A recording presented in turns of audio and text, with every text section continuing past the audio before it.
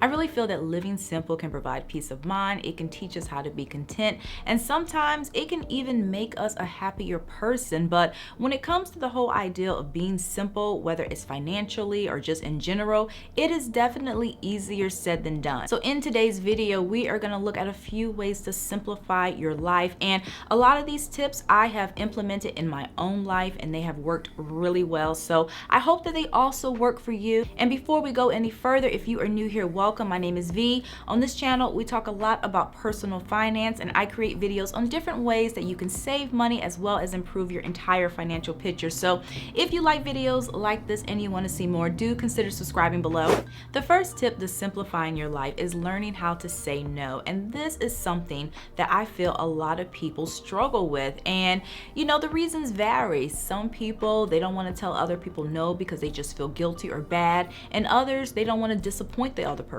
Being a selfless, giving person, I mean, that is an amazing quality, but that does not mean that you have to give of yourself all the time. Now, I have to say, I do believe that there is more happiness in giving. However, I also feel that happiness also comes from knowing your limitations and not overwhelming yourself. There will always be something trying to demand your time and your attention. And if you're not careful, you can easily start to get pulled in multiple directions where it can feel as if you're losing your mind and there's just too much going on and you can't keep up. And just to give you a few recommendations of what you can do to make this a little easier, when someone makes a request, don't immediately give them an answer. One thing I like to do is I like to tell people, let me get back to you. And that really gives me some time to really think about what the person's asking me, and then I can really reflect on it if it's something that I want to do.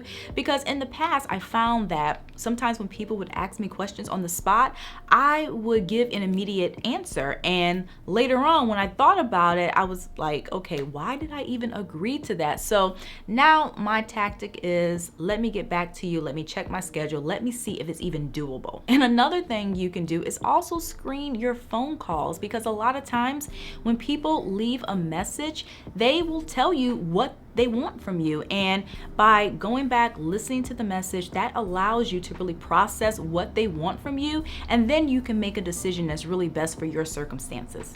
Another thing you can do to simplify your life is count the cost. And this is so important. I cannot stress how important this is when you are about to make a major financial decision. Some people make the mistake of counting the cost after they've made a decision, and it's only after they start dealing with the ramifications or the consequences of that decision that they look back and then decide that, okay, maybe that wasn't the best choice to make. When making a decision, some people will only look at the moment and how that decision affects them today.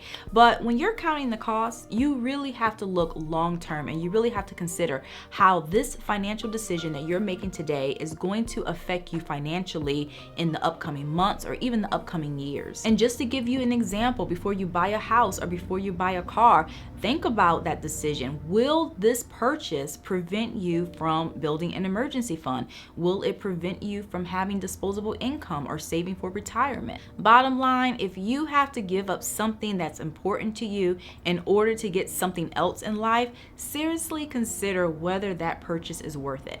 Another thing to simplify your life is to reduce debt. And to be honest with you, I probably don't have to say a lot on this topic. Most people don't have to be told the effects of debt. It is an income thief. It can prevent you from reaching a lot of your goals. It creates stress. And oftentimes, debt is what keeps a lot of people in that paycheck to paycheck cycle. The less debt you have, the better. But at the same time, I realize that we live in the real world. And for a lot of people, being completely debt-free is not possible. Most people want to own homes, and you know, saving up to pay cash for a house is something that would take many years to achieve. So you know, a lot of times people, they will have to get mortgages. So I say all that to say, I realize that being completely debt-free may not be possible for everyone, but I do feel that it is possible for everyone to try and minimize their debt. Living beneath your means is probably one of the best ways to minimize debt, because when your expenses are less than you earn, earn, that means that you have disposable income. And with this disposable income, you're able to build a savings account. So when unexpected things pop up, you don't have to use a credit card. Now, nothing against credit cards. A lot of people use their credit cards on a regular basis. They manage these accounts responsibly.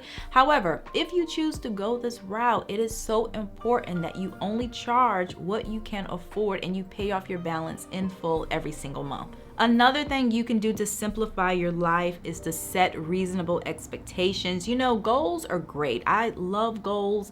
They keep you focused, they keep you on track. But one mistake that I think a lot of people make is setting goals that are really unrealistic or unattainable. And when I say unrealistic, I'm not really referring to the goal itself, but more so the time frame that a lot of people set to achieve their goal. Being unrealistic when it comes to goal setting can have a domino effect. It can cause discouragement, which in turn can cause you to just give up on the goal altogether.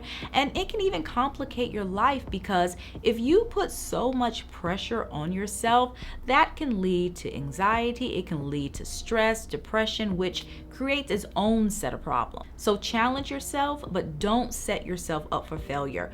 Write down your goals, break those down into mini goals, periodically measure your progress, and if necessary, adjust your timeline. Another thing you can do to live simple is to avoid excess. Now, I have to say, I cannot tell you what to do with your hard-earned money. That is a choice that only you can make. What I will say though is that the more stuff you have, the more stuff you have to maintain and the more stuff you have to worry about. Now, I'm not saying that everyone needs to become a minimalist, because I'm certainly not. But one thing I have learned from experience is that less can sometimes be more.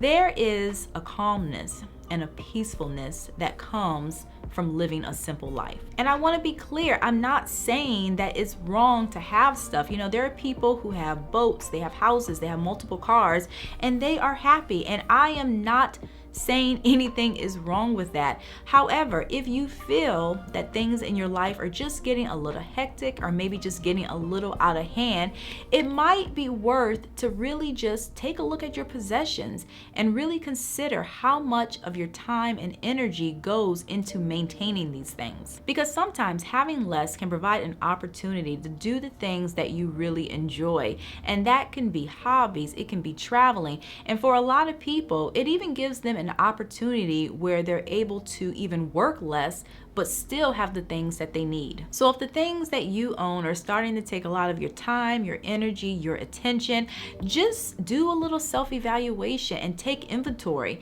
and really determine what things you need and what things you don't need, and start to unload some stuff, because you might end up feeling a little better.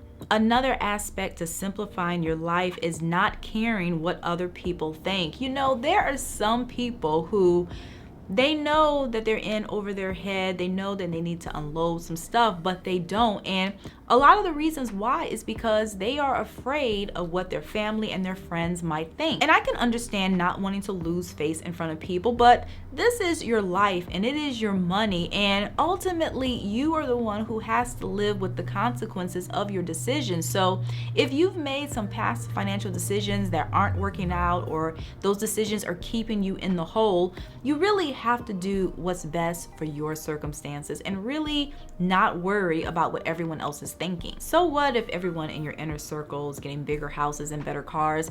The truth is, some people, they will not understand your desire to live simple, and that's okay. Realize that there will always be someone who has more than you. So if you get into this routine of thinking that you always have to keep pace with people, that is a cycle that will never end, and it can really complicate your life. So there you have it. Those are my simple tips to simplify your life. Those are tips that I have implemented in my own life, which have worked really well. But of course, this is not an exhaustive list. There are so many other ways to simplify your life. So if there's anything that you would like to add to this list, definitely comment below and let us know. And if you haven't already, do consider subscribing. On this channel, we talk a lot about personal finance and different ways that you can fix your wallet and get to a place where you want to be financially. So if you like videos like this, I post every weekend and sometimes during the week. So thank you again for watching, and I'll see you in a few days.